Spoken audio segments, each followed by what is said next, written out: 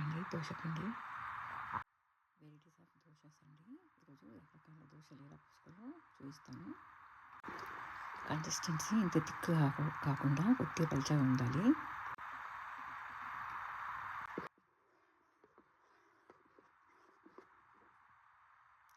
పలుచగా ఉండాలండి దోశకి.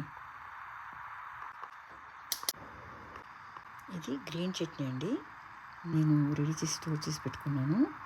బీరకాయ పొట్టు, కొత్తిమీర, కరివేపాకు, పుదీనా, పచ్చిమిర్చి, వెల్లుల్లి, అల్లం కొద్దిగా వేసి తగినంత కారానికి తగినంత వేసి ఆల్రెడీ మిక్స్ చేసి పెట్టుకున్నానండి దోశకు వాడుకోవడానికి.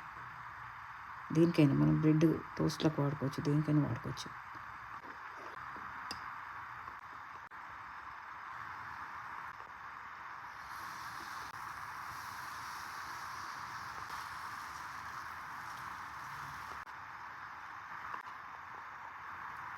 బటర్ అయినా, నెయ్యి అయినా, ఆయిల్ అయినా వేసుకోవచ్చండి. ఇప్పుడు నేను ఆయిల్ వేస్తున్నాను.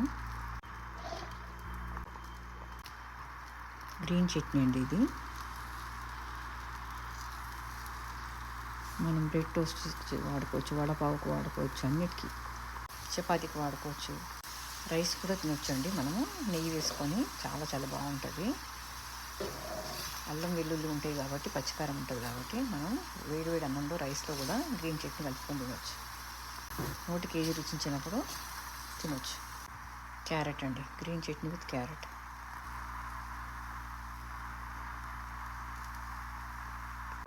కొద్దిగా కొత్తిమీర.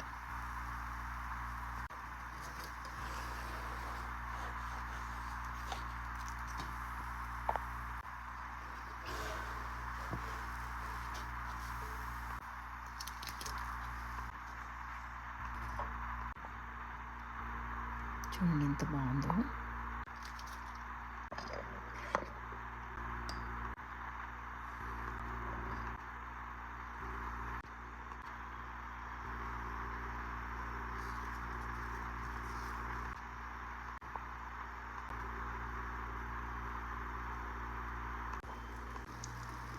Green chutney with పాలకండి.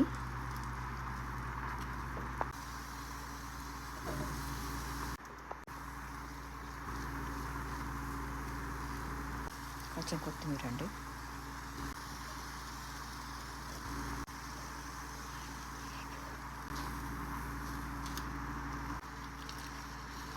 ఇంకా క్రిస్పీగా చేసుకోవచ్చండి. నేను ఇంతకే చేస్తున్నాను. చూడండి ఎంత బాగుందో. చాలా బాగుంది.